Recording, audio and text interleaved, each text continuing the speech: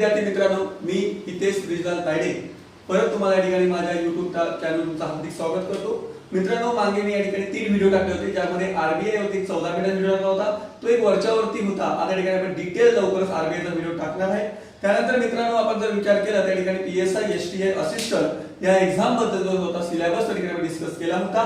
त्यानंतर आपण राज्य सेवा या सिलेबस डिस्कस केलं होतं। तर मित्रांनो, या ठिकाणी आपण आज अर्थशास्त्र या विषयावर प्रत्यक्ष सुरुवात करणार आहोत। पहिलं लेक्चर हे अर्थशास्त्राचं असणार आहे। त्यानंतर नेक्स्ट लेक्चर जे व्हिडिओ येईल त्यामध्ये आपण हिस्ट्रीचं हे लेक्चर असणार आहे। ओके, तर मित्रांनो, या ठिकाणी अर्थशास्त्र या विषयामध्ये आपण आज मूलभूत संकल्पना बेसिक इन्फॉर्मेशन या टॉपिकच्या सुरुवात करणार आहोत। ओके, तर मित्रांनो, लक्षात ठेवा की प्रस्तावना एक आहे की मनुष्य एक सामाजिक प्राणी आहे, समाजात वागतो, समाजाचा विचार करतो, समाजाला विविध अंगे आहेत जसे आर्थिक अंग, भौगोलिक अंग, त्यानंतर इतिहास, राज्यशास्त्र या सर्वांना मिळून जे तयार होतं त्यालाच आपण म्हणतो सामाजिक शास्त्र। ओके, तर ज्या ठिकाणी पैशाबाबतीत विचार केला जातो, पैशाला महत्त्व दिलं जातं, त्या शास्त्राला आपण अर्थशास्त्र असं या ठिकाणी म्हणतो। ओके, मग अर्थव्यवस्था म्हणजे काय? आधुनिक अर्थव्यवस्थेचे स्वरूप अत्यंत गुंतागुंतीचे आहे, परंतु या ठिकाणी अर्थव्यवस्थेमध्ये 4 गोष्टीला अतिशय महत्त्व दिलं जातं आणि या 4 गोष्टीवरतीच जगाची अर्थव्यवस्था हे अवलंबून असते, डिपेंड असते। ज्यामध्ये पहिलं जे महत्त्वाची गोष्ट आहे ते म्हणजे उत्पादन, ज्याला इंग्लिश मध्ये म्हणतो आपण प्रोडक्शन। दुसरं जर विचार केला आपण तर आहे विभाजन, ज्याला इंग्लिश मध्ये आपण म्हणतो डिस्ट्रीब्युशन। तिसरं जर विचार केलं तर ते आहे विनिमय, ज्याला इंग्लिश मध्ये आपण म्हणतो एक्सचेंज। आणि चौथं जर विचार केला तर ते आहे उपभोग म्हणजे कंझम्पशन। ओके, लक्षात ठेवा जगाच्या प्रत्येक देश, कुठलाही देश असेल, अमेरिका असेल, ऑस्ट्रेलिया असेल, श्रीलंका असेल, जर्मनी असेल, जपान असेल, फ्रान्स असेल, कुठलाही देश असेल, प्रत्येक देश या 4 गोष्टीवर अवलंबून आहे। हे 4 गोष्टी नसेल तर अर्थव्यवस्था चालू शकत नाही। ओके, मग बघूया आपण उदाहरणार्थ की एक उदाहरण घेऊया की पुणे शहर आहे। पुणे शहरामध्ये 400 कार तयार झाल्या। पुणे शहरामध्ये 400 कार तयार झाल्या। त्या 400 कार समजा कंपनी मालकाने तशाच तशा ठेवल्या, काय फायदा आहे का? काय बेनिफिट्स आहे का मालकाला? नाही। ओके, मग काय लागेल? या कारांना विभाजन करावं लागेल, म्हणजे लागेल डिस्ट्रीब्युशन करावं लागेल। ओके, तर या ठिकाणी आपण विचार करूया की या ठिकाणी 4 ठिकाणी डिस्ट्रीब्युशन केलं, ठीक आहे, ज्यामध्ये हिंजवडी, बालेवाडी, कात्रज आणि पिंपरी चिंचवड। हिंजवडी, बालेवाडी, कात्रज आणि पिंपरी चिंचवड। हिंजवडीला 100 कार आल्या, बालेवाडीला 100 कार, कात्रजला 100 कार आणि पिंपरीला 100 कार। तर बघा मित्रांनो, हिंजवडी 100 कार, पिंपरी 100 कार, नंतर कात्रज 100 कार आणि यानंतर बालेवाडीला 100 कार आल्या। ओके, आता या कार इथे येऊन थांबल्या आहेत, फक्त येऊन शोरूम मध्ये कार थांबल्या, काही अर्थ या गोष्टीला नाही। मग काय लागेल की ह्या कारला विकावं लागेल। मग जर विकावं लागेल तर पहिली गोष्ट आपण, मी समजा मला कार घ्यायचं आहे आणि मी शोरूमला गेलो, मी कार बघितलं पण माझ्याकडे पैसेच नाही आहेत, माझ्याकडे एक्सचेंजच नाही आहे, विनिमयच नाही, तर मी कार विकत घेऊ शकतो का? नाही घेऊ शकत, बरोबर। मग कार विकत घेऊ शकत नाही याचा अर्थ काय की माझ्याकडे पैसे पाहिजे, म्हणजे काय पाहिजे? विनिमय पाहिजे, एक्सचेंज पाहिजे। क्लिअर झालं? पहिलं उत्पादन, त्यानंतर विभाजन, त्यानंतर विनिमय, मग शेवटचं उपभोग। ठीक आहे, की उत्पादन पण झालंय, कार डिस्ट्रीब्युशन पण झालंय, पैसे पण आहे, परंतु घेणारा व्यक्ती तयार नाही, त्याला गोष्टीचे उपभोग नाही आहे, कंझम्पशन नाही आहे, तर तरी चालेल का? नाही। मग लक्षात ठेवा की हे 4ही गोष्टी मिळून म्हणजे उत्पादन, विभाजन, विनिमय आणि उपभोग या 4ही गोष्टी मिळून जो तयार होतो त्यालाच आपण म्हणतो आर्थिक व्यवहार असे म्हणतो, किंवा इंग्लिश म्हणतात इकॉनॉमिकल ऍक्टिव्हिटीज असे म्हणतात। काय म्हणतात? Economical activities. या 4ही पैकी एकही गोष्ट जर ड्रॉप केली तरी सुद्धा अर्थव्यवस्था चालू शकत नाही। म्हणजे 4ही गोष्टी अतिशय महत्त्वाचे, 4ही घटक अतिशय महत्त्वाचे आहेत। एक कुठलेही ड्रॉप करून बघा, अर्थव्यवस्था चालते का? बघून बघा, उत्पादन बघा, विनिमय बघा, विभाजन बघा किंवा उपभोग बघा, कुठलेही ड्रॉप करून बघा, अर्थव्यवस्था चालते का? तर चालणार नाही. मला शाळेमध्ये एमपीएससीने विचारलं की आर्थिक व्यवहारामध्ये काय येतं, आर्थिक व्यवहाराचे घटक किती? 4 घटक आहेत. कुठले कुठले घटक? तर उत्पादन म्हणजे प्रोडक्शन, विभाजन म्हणजे डिस्ट्रीब्युशन, एक्सचेंज म्हणजे विनिमय आणि उपभोग म्हणजे कंजम्पशन. या 4 गोष्टी यामध्ये येतात. समजलं मित्रांनो? ठीक आहे. त्यानंतर आपण बघूया अर्थव्यवस्थेचे प्रकार, टाइप्स ऑफ इकॉनॉमी. अर्थव्यवस्थेचे प्रकार किंवा त्याला आपण म्हणतो इंग्लिश मध्ये टाइप्स ऑफ इकॉनॉमी. ठीक आहे. तर अर्थव्यवस्थेचे प्रकार, टाइप्स ऑफ इकॉनॉमी. लक्षात ठेवा मित्रांनो, अर्थव्यवस्थेचे एकूण 2 प्रकार पडतात.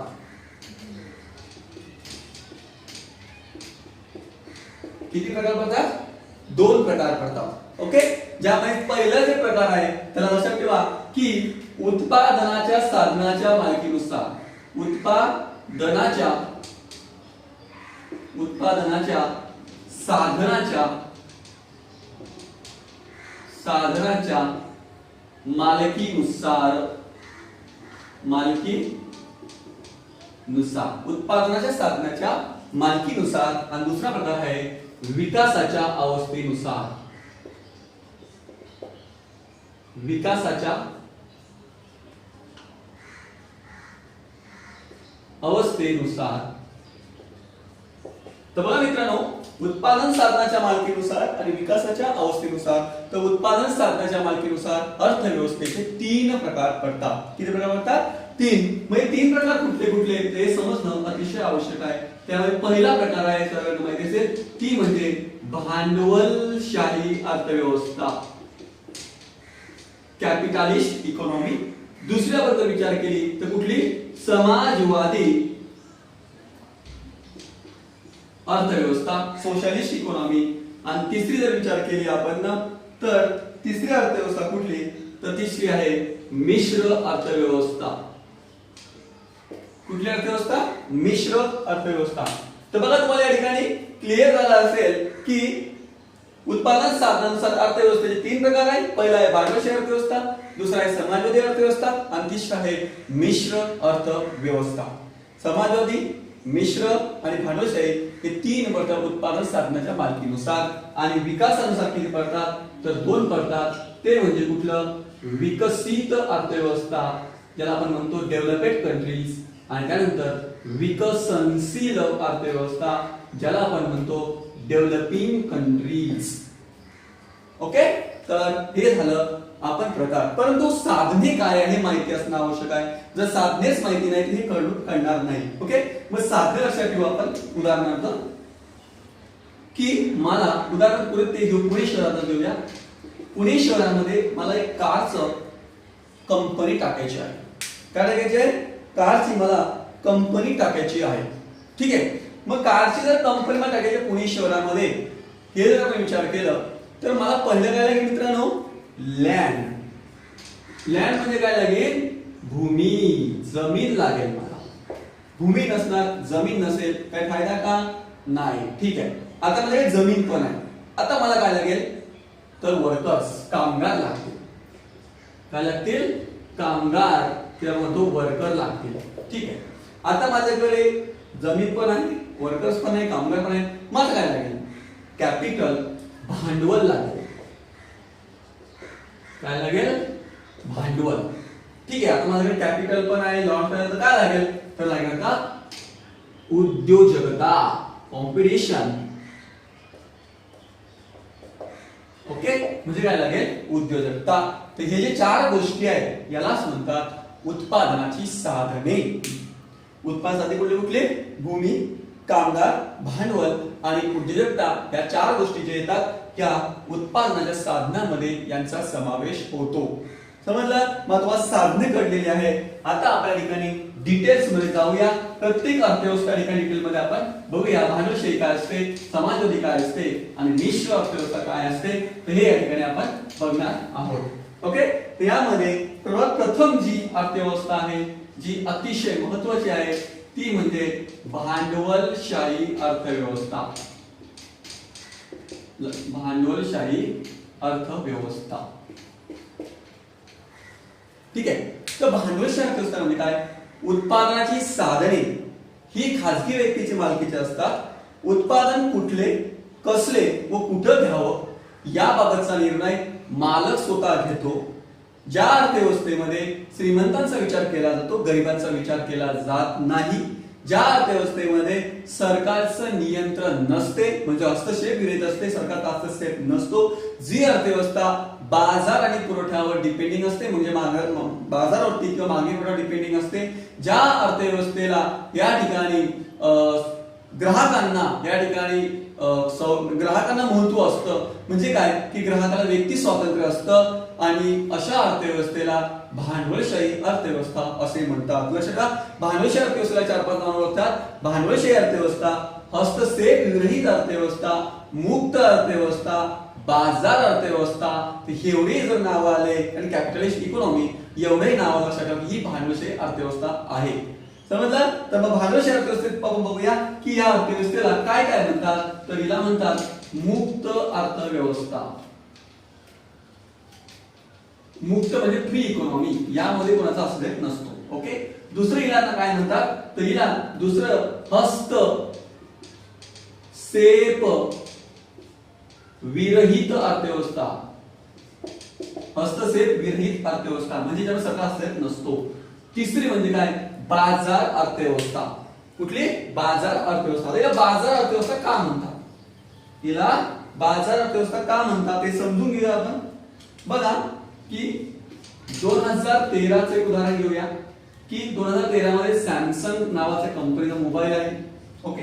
सॅमसंग कंपनीचं सप्लाय विचार करूया आणि या ठिकाणी डिमांड विचार करूया, म्हणजे पुरवठा आणि मागणी विचार करूया. समजा सॅमसंग कंपनीने या ठिकाणी 2013 मध्ये 100 मोबाईलचा सप्लाय केला, म्हणजे पुरवठा केला, आणि कंपनीकडे समजा डिमांड समजा लोकांचा आहे 200 मोबाईल, तर किंमत होईल मोबाईलची 18,000 रुपये. ठीक आहे. दुसरा आपण विचार करूया 2014 मध्ये काय झालं, सॅमसंग मोबाईल प्रोडक्ट झाला 200, म्हणजे सप्लाय झाला 200 आणि मागणी होती 210, किंमत झाली 15,000 रुपये. म्हणजे काय की जर सप्लाय पेक्षा डिमांड जास्त असेल तर किमती वाढतात, प्राइस वाढतात, प्राइस इन्क्रीज होतात, आणि जर सप्लाय पेक्षा डिमांड कमी असेल तर प्राइस डिक्रीज होतात, प्राइस कमी होतात. हे या ठिकाणी अर्थव्यवस्था आहे, म्हणजे बाजार अर्थव्यवस्था. बाजार ठरते, मागणी कुठे ठरते, आणि या अर्थव्यवस्थेमध्ये गरिबांचा विचार केला जात नाही, श्रीमंतांचा विचार करतो. ज्या चैनीच्या वस्तू आहेत त्या ठिकाणी कंपनी काढायला प्रयत्न करत असते. ओके. तर हे या ठिकाणी आपण अर्थव्यवस्थेत मग या अर्थव्यवस्थेत फायदा काय आहे. या अर्थव्यवस्था पहिला फायदा आहे की या अर्थव्यवस्थेमुळे गव्हर्नमेंट जे आहे, सरकार जो आहे, सरकारला पैसे इन्व्हेस्टमेंट करायची गरज नसते. सरकार ठिकाणी टॅक्स मधून मोठ्या प्रमाणामध्ये उत्पन्न मिळत असतं, कारण ह्या कंपन्या ते बघत असतात सर्व, आणि पूर्ण अर्थव्यवस्था ही खासगी व्यक्तीच बघत असतात. ओके. तर हे या ठिकाणी आपण बघू. मग यामध्ये काय, तर यामध्ये श्रीमंत अधिक श्रीमंत होतो, तर गरीब अधिक गरीब होतो. हीच भांडवलशाही अर्थव्यवस्था सांगतो. आणि या ठिकाणी नफे कुठचा विचार केला जातो, या ठिकाणी कल्याण कोणाचं असं विचार केला जात नाही. हे आहे भांडवलशाही अर्थव्यवस्था. मग भांडवलशाही अर्थव्यवस्था कुठे कुठे आहे, तर भांडवलशाही अर्थव्यवस्था अमेरिकेमध्ये आहे, भांडवलशाही अर्थव्यवस्था जर्मनीमध्ये आहे, भांडवलशाही अर्थव्यवस्था इंग्लंडमध्ये आहे, तर या देशामध्ये इटलीमध्ये या ठिकाणी काय भांडवलशाही अर्थव्यवस्था आहे. तर आय होप तुम्हाला कळलं असेल की भांडवलशाही अर्थव्यवस्था म्हणजे काय हे तुम्हाला कळलं असेल. ठीक आहे. त्यानंतर आपण जाऊया की समाजवादी अर्थव्यवस्था. कुठली अर्थव्यवस्था? समाजवादी, ज्याला आपण इंग्लिश मध्ये म्हणतो कॅपिटलिस्ट इकॉनॉमी. समाजवादी अर्थव्यवस्था. बघा, ज्या अर्थव्यवस्थेमध्ये उत्पादनाची साधने ही सरकारी मालकीची असतात, उत्पादन कुठलं, कसलं, कुठं घ्यावं याबाबतचा निर्णय सरकार स्वतः घेते.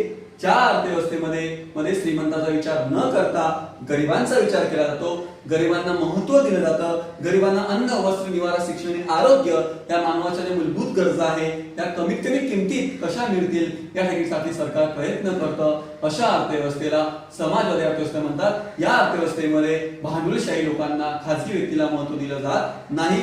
सर्व निर्णय हे समाजवादी म्हणजे सरकार घेत असतो. ओके, मग या अर्थव्यवस्थेचे फायदे काय? तर या अर्थव्यवस्थेमध्ये गरिबांचा फायदा होतो, श्रीमंतांना याचा तोटा होत नाही. दुसरा पण विचार अतिरेक होण्याची शक्यता असते. म्हणजे काय? तर या ठिकाणी समाजामध्ये सरकार बरोबर हस्तक्षेप करतं, त्यामुळे अतिरेक म्हणजे या ठिकाणी फक्त करप्शन वाढू शकतं. हे या ठिकाणी समाज अर्थव्यवस्थेचा आपण समजतो. तर या ठिकाणी लक्षात ठेवा की उत्तर कोरिया आणि क्युबा हे दोनच देश असे आहेत की ज्यांचं अर्थव्यवस्था ही समाजवादी अर्थव्यवस्था आहे. मग तुला प्रश्न पडेल की सर चीन हा समाजवादी देश आहे का, कम्युनिस्ट आहे का? तर बघा मित्रांनो, चीन हा राजकीय दृष्ट्या समाजवादीमध्ये येतो आणि आर्थिक दृष्ट्या हा भांडवलशाहीमध्ये येतो. त्यामुळे चीन हा कम्युनिस्ट मध्ये जात नाही, ना तो कम्युनिस्ट होतो ना तो भांडवलशाहीमध्ये जातो. हे लक्षात ठेवा की चीन जो प्रश्न आला असेल, लक्षात ठेवा की चीन हा राजकीय दृष्ट्या साम्यवादी कम्युनिस्ट आहे आणि आर्थिक दृष्ट्या हा भांडवलशाही आहे. त्यामुळे चीन हे लक्षात ठेवायचं. ओके, तर बघा रशिया हा देश होता, हा रशिया देश सुद्धा कम्युनिस्ट मध्ये होता. परंतु साधारणतः 19च्या कालगणा 1990 च्या काळामध्ये ज्यावेळेला रशियाचं डिवायडेशन झालं, रशियामध्ये युक्रेनचा डिवायडेशन झालं, 15 सोव्हिएत जो भाग होता तो निघाला, त्याच्यामुळे रशिया सुद्धा साम्यवादी देशामध्ये जात नाहीत. हे या ठिकाणी लक्षात ठेवणं अतिशय महत्त्वाचं आहे. क्लिअर झालं? तर हा झाला आपला समाजवादी अर्थव्यवस्था. ओके, आता समाजवादी अर्थव्यवस्था आणि भांडवलशाही अर्थव्यवस्था यांचं थोडं आपण कंपॅरिझन करूया की काय या दोन्हीमध्ये फरक येतो. भांडवलशाही आणि समाज, बघा पहिला महत्त्वाचा फरक आहे की समाजवादी अर्थव्यवस्थेमध्ये व्यक्ती स्वातंत्र्य नसते. बघा इथे व्यक्ती स्वातंत्र्य नाही आहे, व्यक्तीला बिलकुल स्वातंत्र्य नाही, तर इथे स्वातंत्र्य असते, स्वातंत्र्य असते. बघा कसं, उदाहरणार्थ आपण घेऊया पहिल्यांदा एलपीजी सिलेंडर. सर्वांना माहिती आहे, जे सोपं आहे, एलपीजी सिलेंडर.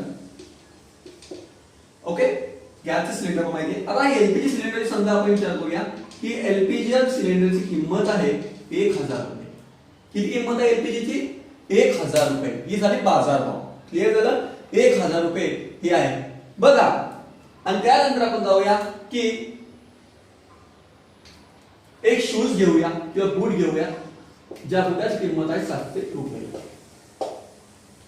बघा, तुम्ही जर बूट घ्यायला गेले, किंमत आहे 700 रुपये, तुम्ही बार्गिंग करू शकता. म्हणजे काय?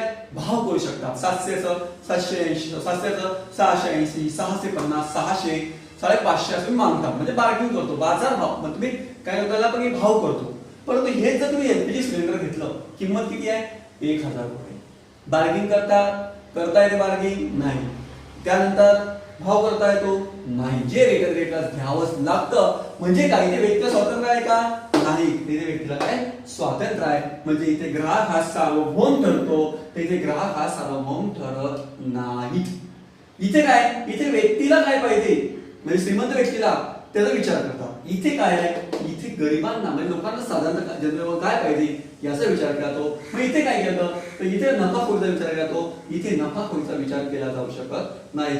इथे हा श्रीमंत व्यक्ती अधिक श्रीमंत होतो आणि इथे काय, तर सरकार नियंत्रण असल्यामुळे गरिबांचा या ठिकाणी मोठ्या प्रमाणात फायदा होतो. क्लिअर झालं? त्यानंतर शेवटची अर्थव्यवस्था ती म्हणजे मिश्र अर्थव्यवस्था. कुठली अर्थव्यवस्था? मिश्र अर्थव्यवस्था. आपण म्हणतो मिक्स इकॉनॉमी, मिश्र अर्थव्यवस्था. बघा ही अर्थव्यवस्था खूप महत्त्वाची आहे, यावरती प्रश्न येतात. मिश्र अर्थव्यवस्था, बघा उत्पादनाची साधने ही खाजगी प्लस सरकारी या दोघीच्या मालकीत असते. उत्पादन कुठलं, कसलं, कुठं घ्यावं याबाबतचा निर्णय खाजगी व्यक्ती सुद्धा आणि सरकार सुद्धा घेते. या अर्थव्यवस्थेला मिश्र अर्थव्यवस्था असे म्हणतात. मग बघा, ज्या काही महत्त्वाच्या गोष्टी आहेत, जसं अन्न वस्त्र निवारा शिक्षण आरोग्य, या सरकारच्या आपल्या जनतेच्या महत्त्वाच्या गोष्टी आहेत, या कमीत कमी किमती देण्यासाठी सरकार प्रयत्न करतो. जसं आपण बघूया भारत सरकारचं उदाहरण की रेल्वे कोणाच्या मालकीची आहे? भारत सरकारच्या मालकीची आहे. तुम्ही जर रेल्वेचा प्रवास करत असणार, उदाहरणार्थ तुम्ही पुणे ते मुंबई प्रवास करत असतील, तर साधारणतः रेल्वेचं तिकीट किती पडतं? तर साधारणतः तिकीट पडतं रेल्वेचे 50 ते 60 रुपये जनरल तिकीट. ओके, 60 रुपये तिकीट पडतो. ठीक आहे. आता तेच तुम्ही जर एखादी खाजगी वाहिनी म्हणजे खासगी गाडीने प्रवास केला तर ते पैसे किती लागतील? 300 रुपये लागतील किंवा 300 रुपये लागतील. मग इथे मला सांगा की 50 रुपये 60 रुपयामध्ये तुम्ही रेल्वेने येतात, 300 रुपये तुम्ही खासगी गाडीने येतात. याचाच अर्थ काय? तर मिश्र अर्थव्यवस्थेमध्ये गरिबांचा विचार करण्यासाठी सरकार प्रयत्न करतं, तर श्रीमंत विचार कोण करतं? भांडवलशाहीमध्ये या ठिकाणी खासगी व्यक्ती करतो. खासगी व्यक्तीची गाडी असेल ना, सरकारची गाडी असणार आहे, सरकारी बसेस असणार, ठीक आहे, पण त्याच्यापेक्षा जास्त रेट कोणाचा असणार आहे? खासगी गाड्यांचा रेट असणार आहे. ओके, जसं ओला झालं, उबेर झालं, माहिती सगळ्यांना आहे. ओके, तर मिश्र अर्थव्यवस्था म्हणजे तुम्हाला काय कळलं की मिश्र अर्थव्यवस्थेमध्ये दोघी मालक असतात, खासगी पण असतो आणि सरकार पण असतो.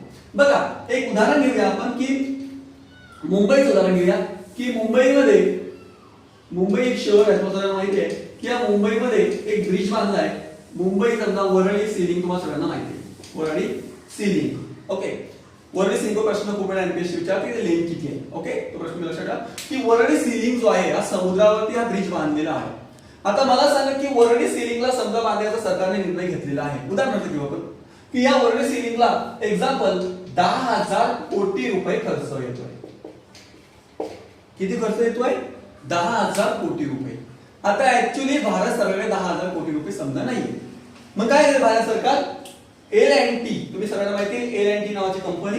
ओके, या कंपनीचे अग्रीमेंट करेल आणि कंपनी सांगेल की बाबा तुम्ही हा ब्रिज बांधा. ओके, L&T काय करेल की ज्याला पैसे आहे, ऑलरेडी श्रीमंत आहे, कॅपिटलिस्ट मध्ये आहे, भांडवल मध्ये आहे, ती काय करेल इन्फ्रास्ट्रक्चर जास्त असल्यामुळे तिथे आपलं ब्रिज बांधलं. ठीक आहे, L&T ने ब्रिज बांधलं 10,000 कोटीचा. मग आता हा ब्रिज बांधल्यानंतर काय होईल की तिथे जगात चालू होईल. जगात जो असेल तो टॅक्स जो असेल तो वसूल कोण करेल? L&T ही कंपनी वसूल करेल. मग किती वर्ष किंवा ठरेल की 10 वर्ष जगात वसूल करा.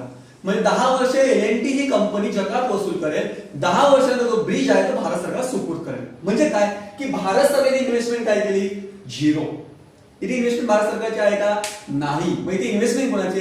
L&T या कंपनीची इन्व्हेस्टमेंट आहे, परंतु मालकी कोणाची झाली? 10 वर्षांनी भारत सरकारची झाली. तर हेच या ठिकाणी कामात या ठिकाणी खासगी व्यक्तीमध्ये भांडवलशाहीमध्ये. ठीक आहे, आपण जर विचार केला भारताचा तर 1947 पासून 1947 ते 1991 1991 पर्यंत 1947 ते 1991 पर्यंत भारत हा जो देश होता हा मिश्र अर्थव्यवस्थेमधला देश होता.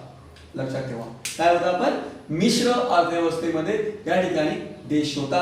हे तुम्हाला माहिती आहे की 1947 ला 15 ऑगस्ट 1947 स्वातंत्र्य मिळालं आणि त्याच्यानंतर या ठिकाणी प्रश्न निर्माण झाला की भारत कॅपिटलिस्ट कडे जावं का या ठिकाणी सोशलिस्ट कडे जावं. त्यामुळे रशिया तुम्हाला माहिती की जो कॅपिटलिस्ट ऑलरेडी होता आणि या ठिकाणी अमेरिका जो होता तो या ठिकाणी काय होता? कॅपिटलिस्ट. सॉरी, रशिया कम्युनिस्ट होता म्हणजे सोशलिस्ट होता, तर अमेरिका होता तो कॅपिटलिस्ट होता. दोघीमध्ये या ठिकाणी भारताने विचार केला की बाबा रशिया हा साम्राज्य देश आहे, अमेरिका हा भांडवलशाही देश आहे, कोणाकडे जावा असा प्रश्न निर्माण झाला होता. आणि त्यावेळेला भारत सरकारने एकच मार्ग काढला, ना रशियाकडे जायचं ना अमेरिकेकडे जायचं आणि भारताने या ठिकाणी मिश्र अर्थव्यवस्था स्वीकारली. आणि त्यात तुम्हाला माहिती या ठिकाणी कोल्ड वॉर ज्याला आपण म्हणतो थंड युद्ध, शीत युद्ध यावेळेला सुरू होतं अमेरिका आणि रशियामध्ये. तुम्हाला सगळं माहिती आहे, जे इतिहासामध्ये शिकवत आता डिटेल तुम्हाला येईल. ओके, तर या ठिकाणी 1947 ते 1991 पर्यंत भारताने मिश्र अर्थव्यवस्था स्वीकारली. ओके, आणि 1991 पासून 1991 पासून ज्यावेळेला आपण LPG हे धोरण स्वीकारलं. LPG म्हणजे लिबरलायझेशन, प्रायव्हेटायझेशन, ग्लोबलायझेशन, उदारीकरण, खासगीकरण आणि जागतिकीकरण हे धोरण जसं आपण स्वीकारलं तेव्हापासून भारतीय अर्थव्यवस्था ही मिश्र करून मुक्तकडे मार्गक्रमण होत आहे. जर एज्युकेशन प्रश्न विचारला की सध्या भारतीय अर्थव्यवस्थेची कंडिशन काय आहे, तर सध्या भारतीय अर्थव्यवस्था ही मिश्र करून मुक्तकडे मार्गक्रमण होत आहे. म्हणजे अजून सुद्धा आपण या ठिकाणी पोहोचलेलो नाहीये, अजून सुद्धा आपण मार्गामध्येच आहे. ते या ठिकाणी भारतीय अर्थव्यवस्थेचं महत्त्वाचं वैशिष्ट्य आपण या ठिकाणी मला सांगू शकतो. क्लिअर झालं? ते झालं उत्पादन साधनाच्या मालकीनुसार अर्थव्यवस्थेचे प्रकार. आता आपण बघूया की विकासाच्या अवस्थेनुसार अर्थव्यवस्थेचे प्रकार. तर लक्षात ठेवूया आपण विकासाच्या अवस्थेनुसार अर्थव्यवस्थेचे प्रकार. तर पहिला प्रकार आहे तो म्हणजे विकसित अर्थव्यवस्था, डेव्हलपेड कंट्रीज. समजून घ्या, विकसित अर्थव्यवस्था म्हणजे ज्या देशाचे दरडोई उत्पन्न हे जास्त प्रमाणात असतं, दर डेव्हिड म्हणजे काय, पर कॅपिटा इन्कम. मी तुम्हाला जर नॅशनल इन्कम टॉपिक येईल दुसरं तर तुम्हाला क्लिअर होईल की काय असतं दर डेव्हिड उत्पन्न. ओके, ज्या देशाचं दर डेव्हिड उत्पन्न मोठ्या प्रमाणात झालेलं असतं, ज्या देशामध्ये औद्योगिकरण मोठ्या प्रमाणात म्हणजे इंडस्ट्रियलायझेशन मोठी वाढली असते, इंडस्ट्री खूप असतात, ज्या देशामध्ये शहरीकरण म्हणजे अर्बनायझेशन मोठ्या प्रमाणात झालेलं असतं, ज्या देशामध्ये साक्षरता म्हणजे शिक्षणाची क्वालिटी चांगली असते, साक्षरता दर चांगला असतो, ज्या देशामध्ये मृत्यू दर कमी असतो, जन्म दर सुद्धा कसा असतो, कमी असतो, ज्या देशामध्ये जास्तीत जास्त लोक जे आहेत ते सेवा क्षेत्रावर म्हणजे सर्व्हिस सेक्टरवर डिपेंड असतात, तिथला व्यापार आणि सर्व्हिस नोकरीवर ठिकाणी जास्त फोकस केला जातो, आणि अशा अर्थव्यवस्थेला या ठिकाणी विकसित अर्थव्यवस्था असे म्हणतात, ज्यामध्ये कोण USA, UK, Japan, Australia, Italy हे जे देश आहे काय विकसित आहे, डेव्हलपेड कंट्री. क्लिअर झालं. त्यानंतर पुढचा आपण घेऊया की विकसनशील अर्थव्यवस्था म्हणजे काय.